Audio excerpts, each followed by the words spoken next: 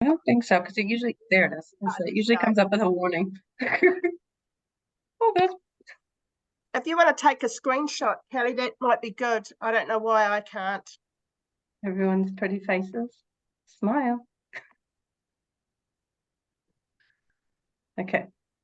Cool. Oh, and then what we'll do is I'll upload the recording, and the Kelly can send the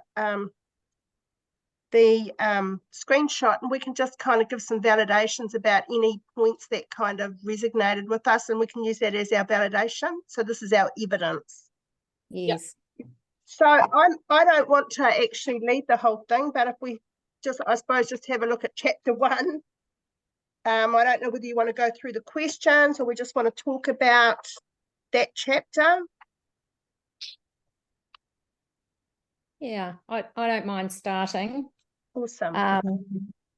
So the key takeaways, I think this is chapter 1 from my rough notes, were that it's about the journey, and that personally I should feel connected, challenged, and empowered. So got that down too. Yeah, and same.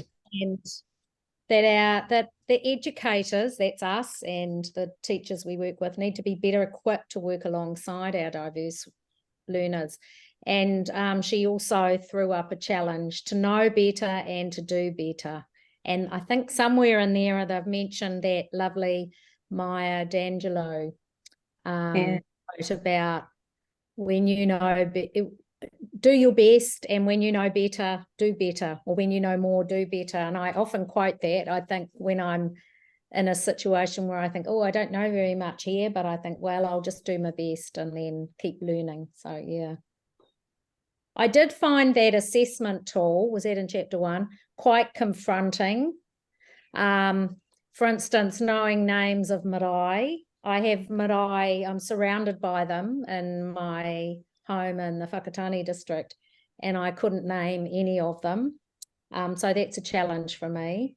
And I also wondered if anybody knows about the difference between a Pakeha or Western style type assessment and a Te Ao Māori assessment, because this seemed to me quite a Pakeha centric assessment. Anybody got any knowledge of that? So an assessment, what are you talking about? Like oh, maybe that was in a different chapter. Maybe that was when I first started reading. Sorry. Just like the forward. Yeah, that's there's a chapter. I know that something to think about. What was that assessment to do with what? So can you repeat that, Anne? It was a self-assessment to test your own knowledge. So it started off, could you answer a question about, if somebody says, how are you in Te Reo? And I thought, oh, yes, I can probably say that. Can I say 3 different answers? Maybe. Yeah. And I think it's in, there it is. It's page 77. So yeah, that was the first thing I looked at when I opened the book and thought, oh, and then I kind of thought, oh, I can't do that, but maybe I should. Maybe we should challenge ourselves for next time. To do something. Yeah, Kowai Toingawa. Yeah, so yeah, that'd be good. So that's on page 77. That's something that we could perhaps do. Yeah, that's cool. I must have skipped my notes on chapter 1, so someone else can talk about chapter 1. No, I connected a lot with what you wrote down, because in the foreword she talks about that connected, challenged, and empowered. And I thought, I started reading it going, wow, this is like exactly what I need. And then I was like, oh, actually, this is making me think about my work context. And I'm thinking, oh, there's some work to be done here. But then, as you say, there's things like that checklist that you're like, oh, this really just sort of empowers me to say, yeah, there's some measurable things you can actually do to be better. Not just like, oh, I really aspire to being more culturally informed, but I've got no idea how to do it. And that's, I think, what I like best about the book, is that it's so it's like right. And then I was thinking, when you said about the assessment, that I haven't dug deeper into this, but Jill Bevan Brown does that cultural audit, and that's around the school space. But of course, like Right. as an RTLB, we're sort of 1 degree separated from being like on a school leadership team. But I still Yes. think there's relevance to doing some of that in your context, just to, I don't know, be aware of like what areas actually, it is about being uncomfortable in that space of being confronted and going, actually, no, we're not doing it well enough, and these are the things that are missing, which I think can be really hard. So what are the things that you think are missing? Because, in one of the chapters it talked about tokenism and about the mana whenua, which, realistically has been around for years, where we've just taken a portion of something and either put it in our school vision, or it's, one of our values, but it's not really, how can I put it? It's not really embedded authentically. I think there's always been a lot of tokenism, and I don't know where it goes with the Pacifica up in Auckland, because we don't have a lot of Pacifica students in our area. But when we're talking Māori, and I mean the Niho Taniwha model, the whai, ako, mau, and tepu was really, really interesting about the first 3 phases.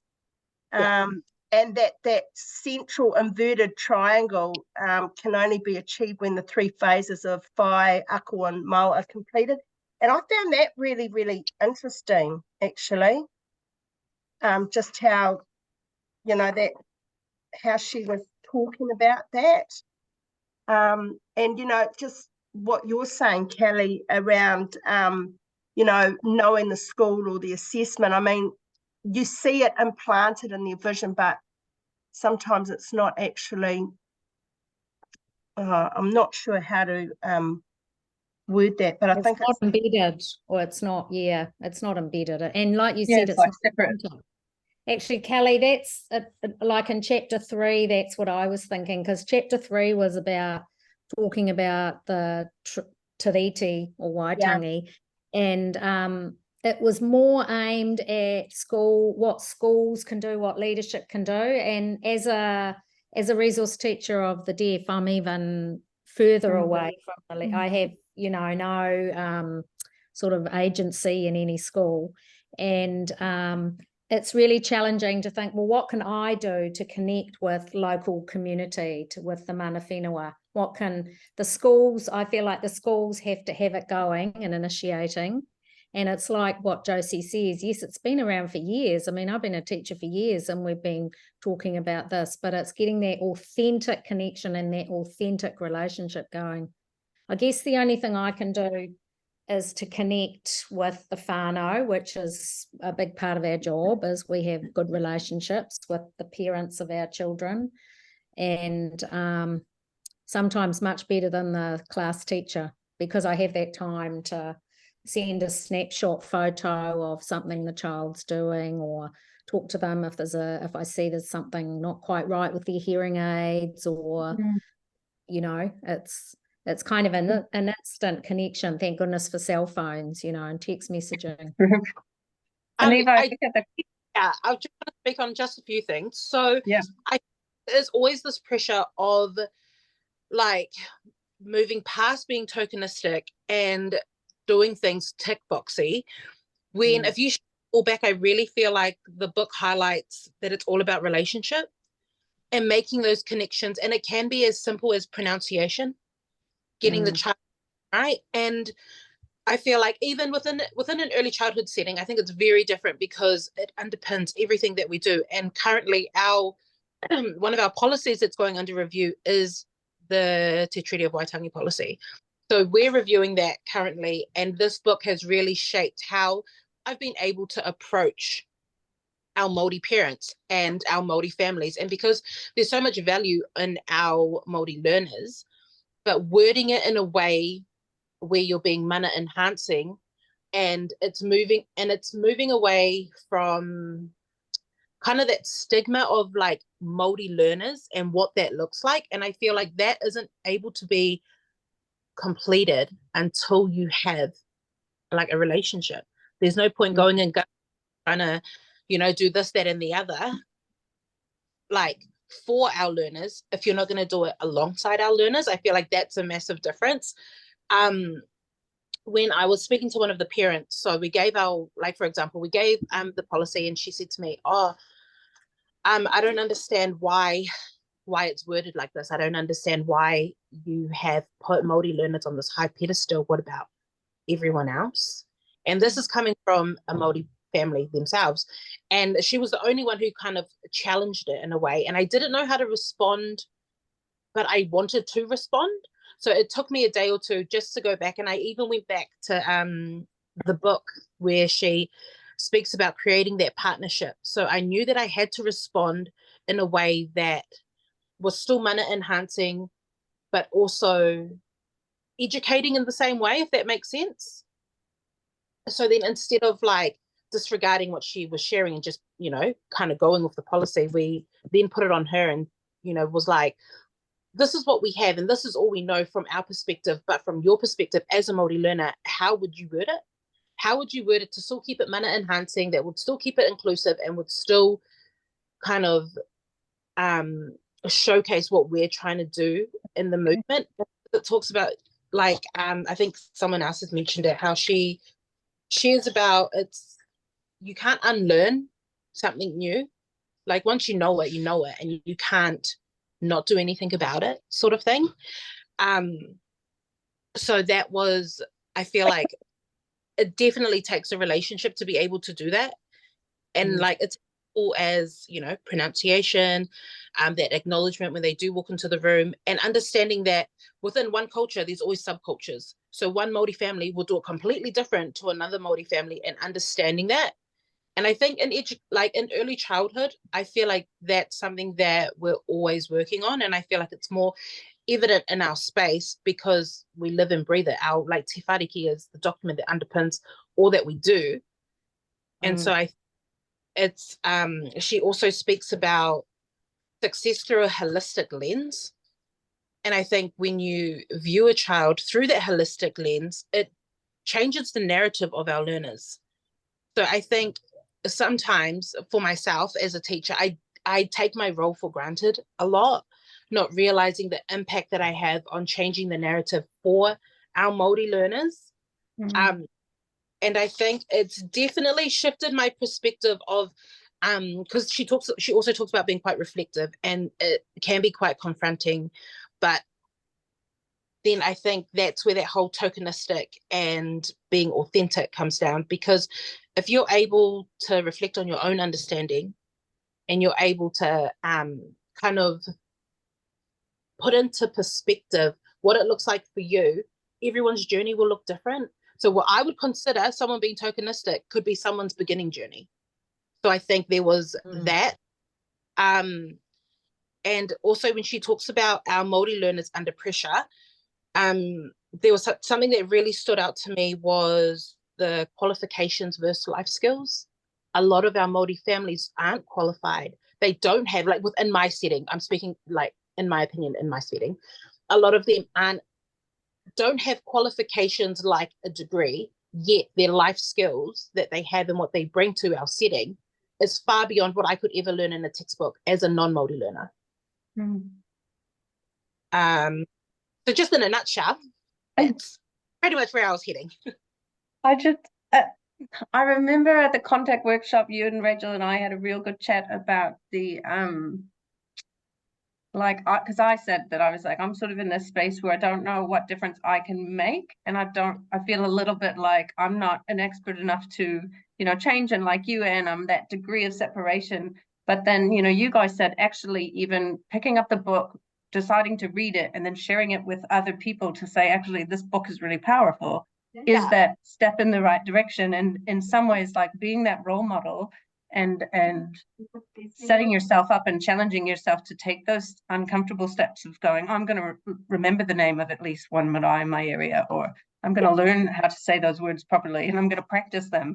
And even though that to someone further down the track, like you say, might be like, oh gosh, you could do better than that.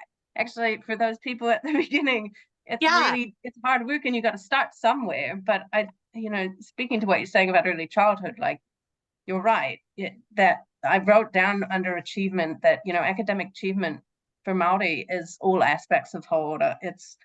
It's more than just like, how's your reading, your writing, and maths. And I think in our role, we see so often these kids that are identified, one as Māori and two as having low level learning. And and it's an overwhelming amount. It's always more of our Māori students than our Pākehā students. But is it because of their learning needs, or is it because of the way we're assessing them? And I think this year I've been really challenged by that, at looking at, you know, our what you were saying at the beginning, and about how we assess ourselves, but also, you know, when I think about how we assess our students in schools, and te whariki and those learning stories and those child-centered learning examples, Janelle Rikiwaka talked about it in a webinar recently, and just the idea that, why do we stop doing that? You know, why don't we still have strength-based stories? Why don't we still, and how you feel as an educator when you write those versus how you feel when you write an academic report saying, actually, this child can't do this and the next steps are this. It's completely different. You know, you don't feel like you've captured the child, you've just captured their numbers. So it is really interesting to see those two lined up. Even like that assessment's always done through like a deficit lens of what they can't do or what they are yet to achieve, but it's never done through the lens of what they've already achieved, or what, you know, like what they aspire to achieve. What did they actually want to achieve?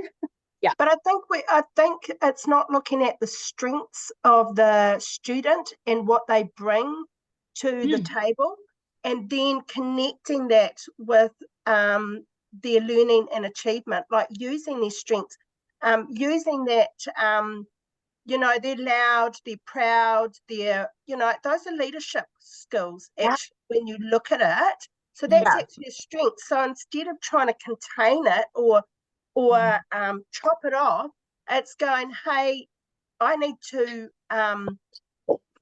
you know, use that to enhance him as a person, his well-being, and then look at the academic stuff. You know, one of the things that she did say in chapter 3 was, why didn't our education help us to understand the importance of te tiriti or waitangi in education, and how can we change that for future generations? When I went to school, there was nothing like that. You know, and I grew up in a family where my father didn't speak Māori to me because he was part of the native schools. So it was no Māori speaking at the school. It was, the readers were all European. I actually did, when I was doing my training, part of my research was on his learning through a native school. And we actually went down to Hicks Bay and we visited the school. I took a photo of him, and I just learned about the stories of what schooling was like when he was there. And so that made me understand why my parents chose for us to be brought up in the ways of Pākehā, because that's what they thought was going to help us to achieve, to get through the university, to get all this. So, you know, for me, reading this, I felt like there's something that I've lost. You know, I've lost because my parents thought this was the way, and in actual fact, they should have carried on speaking to us in te reo, but that's what my father said. He spoke, but I want you to do this. And we've all been really successful, but there's a part, I know where I am, where I come from, but there's a part of me that I'm getting challenged personally to upskill in my te reo. I know the maraes, I know where I whakapapa to, and all of that, but it's my te reo that I'm lacking, that has been really ignited for me. Yeah. And that's because they say that language is the window to so many things, and it's, your language is your identity. You know, so it's massive. So you'd always feel like there would always be a part of you that is missing because of that. You know, it's your identity that's missing. Well, they talk about in that, I'm going to get this word wrong, whakaaro, is that right? Whakaaro. In that section, she talks about the way society is. That on? Where's that? It's at the end. I know it's at the end of the chapter because it's at the end of my notes. 48. 48. She talks about the way society is reflected in education, and, you know, the optimism despite negative outcomes. That basically what you're describing, Joe, was it's the way that things were in society then, and it was reflected directly in education. And you can sense now that there's tension in education to do something different and to try and change and to shift. And I think that that same tension is actually existing in society. You can see it in our politics, and I'm not going to get into that, but I think you can sense that there's tension around co-governance. You can sense that there's tension around putting Te Reo Māori on road signs. And because of that tension, you can then see that reflected in our school system, where our teachers are going, well, we know, and we're being told that by policies and by practice that we're supposed to be doing it differently. But there's this tension, and it's positive because it's so much better than it was with you, Jose, but it's still got such a long way to go realistically in terms of getting to like that quality, I guess. Hey, yeah. What I see in classrooms now is a lot of teachers actually using a lot of Māori phrases. When I was at school, none of that was happening, and it's embedded in the kids know. And it's kind of like what you said, and do the best you can until you know better. Well, I see some teachers who are Pākehā, and they are really, really instilling that, are partnering with that, using what they know. Yeah. But we still have Māori Language Week, where we feel like we have to separate up the weekend, and because that's still, as a society where we are, we still need to highlight it for 1 week of the year. Ideally, you get to a point where you don't, it's just embedded, but we're still, I think, as a country. It's like, connecting this to kahikatea, which I'm not that overly familiar with, but I know that it's gone through different phases as they've worked through, it's evolving as we learn to do something else. And that's what our teaching should be too. I think Te Whariki as well has done that. I believe it used to be one document, and now they've actually got the kaupapa Māori version and the Pākehā version.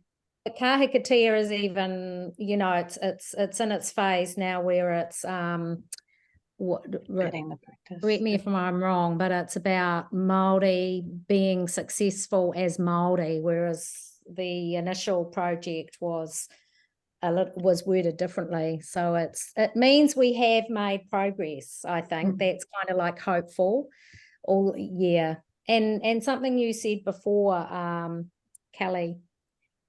She does say in the book that one teacher can make a difference, and I'm sure we can all reflect on our own education where we've had, one teacher or a couple of teachers who really stood out in some way to make a difference. So I guess we can be that teacher who makes a difference for some of our students, hopefully, even though we think sometimes we might feel like we're an island. I feel like I'm an island sometimes.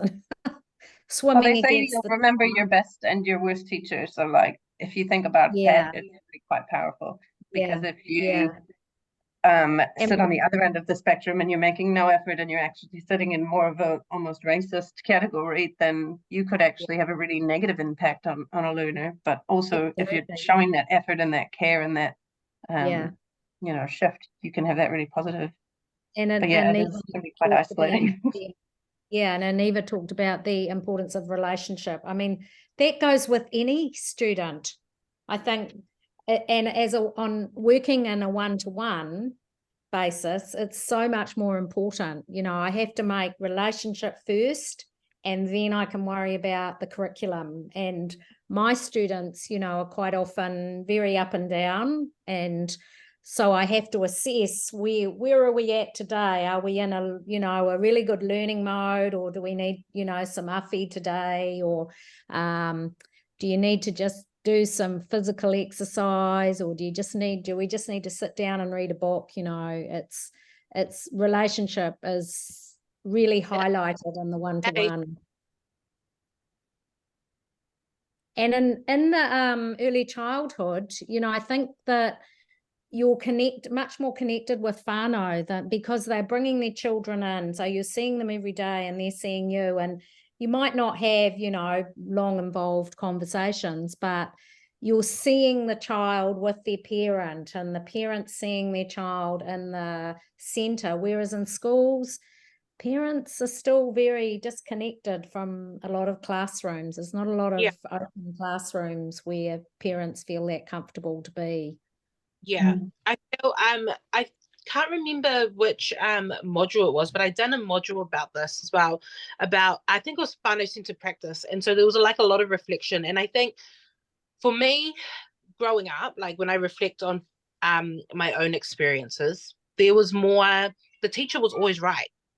So my parents really valued my education. And so it was always their word against my word.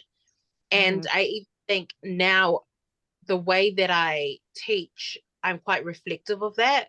And I'm quite mindful that the teacher doesn't know everything. And the teacher's not always right.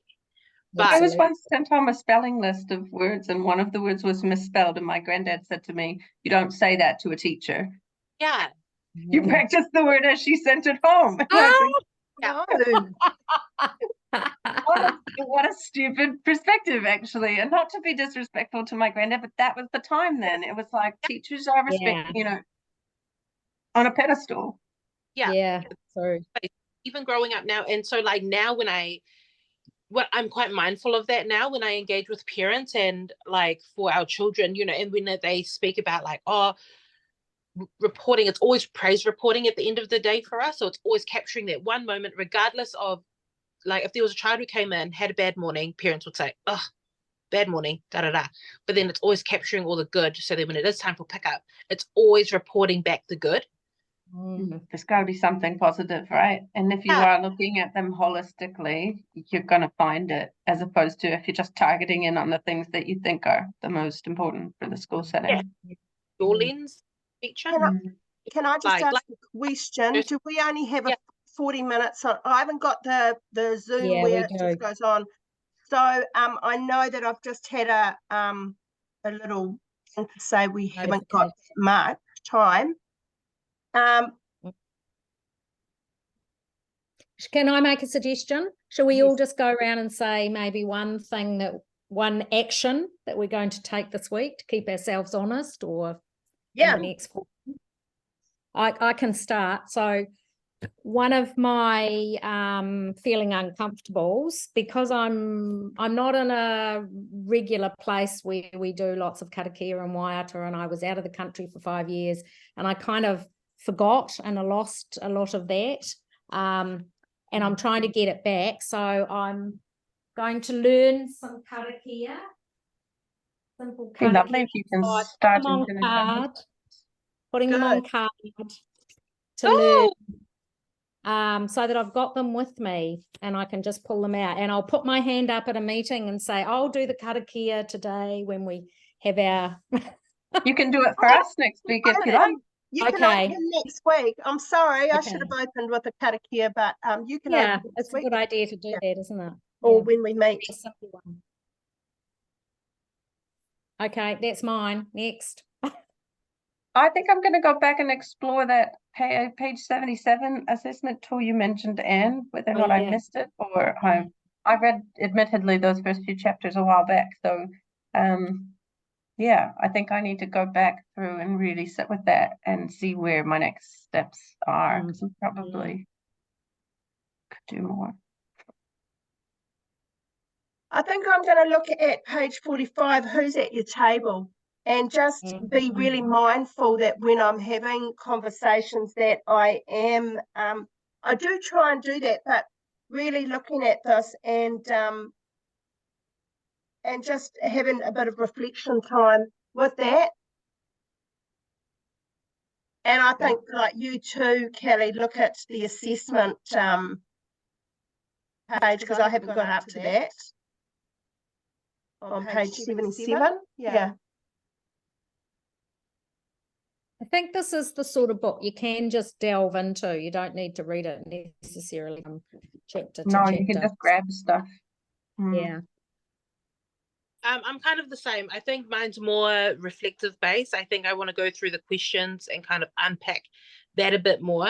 Page 77, I feel like I'm decent with that, but I think it's then sharing page 77 with the children and even being able to implement that on a more simple scale, but still kind of see how I can implement that within my practice.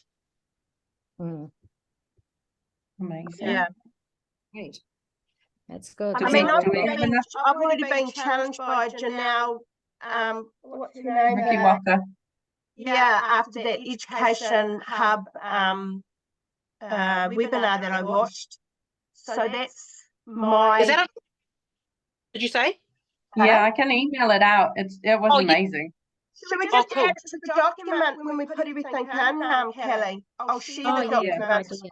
and I'll put the recording on, and Kelly can, and you can just share any thoughts from today, and we'll put that that link to that webinar. It was really good. So good that I'm going to look at doing some te reo classes next year rather than doing any educational studies. So we've got Te Whare Wānanga Awanuiarangi down in our area in Whakatane. So I'm going to look at a night course. I'm trying to pull my husband in who's Pākehā, and he's going, oh, I said, well, then we can kōrero together, you know? So yeah, that's kind of where I'm going. I don't want it to end up like a church thing where you just become, you know, so immersed in it. I want to be able to be in there, but still, if that is that tokenism as well, I don't know, but it's going to be a new journey. Yeah. A good Start. And I you just- started talking about how much, you know, you feel that loss of language from what you didn't get from your whānau. And I think that's really amazing that you're taking that and going, actually, I'm going to do something about it. Take it back. I actually looked at it ages and ages, and because there's always been something, I've been in a new job role, or I've had this, and it's just been on the back burner. But my husband actually said to me, you talked about that when you were in play centre. You got really, and he said, you know, that's over 30 years ago. You talked about, you went away to some retreat and you came back and you were going to do this and do that and did nothing. Oh, So that was Oh, cool. that's so good. it's a challenge. That's a challenge. Keep you isn't it? honest. Keep you honest. Yeah. Oh, that's so good. Yeah, that was great. It's good. Good to get started on the Niho Taniwha journey. Yeah, well, it's just another added thing that's just challenging me, you know, and it's good. It's good. It's good stuff. Yeah. Yeah. What I'll do is I'm going to upload this recording into YouTube. I'll put it on a Google Doc. I'll share that with everybody. You want to put stuff in, and Kelly will add the screenshot and that link. And Right. when do we want to get together again? Do we want to get together again? A couple of weeks on a Friday, same time? Does this work for everybody? Make it in 2 weeks' 2 weeks? time. Yeah. 2 weeks? 2 weeks time. Okay. Cool. Right. Thank you. As they say in sign. Thank you. Yes, I know that one. Thank you, Anne. Bye. Thank you. Those intermediate saying to me when I opened the door for him and he kept going, I thought, oh, I know that sign. Yeah, thank you. Ka kite. See you. You have a great Happy day. down. You Oh, too. Thanks, guys. It's good.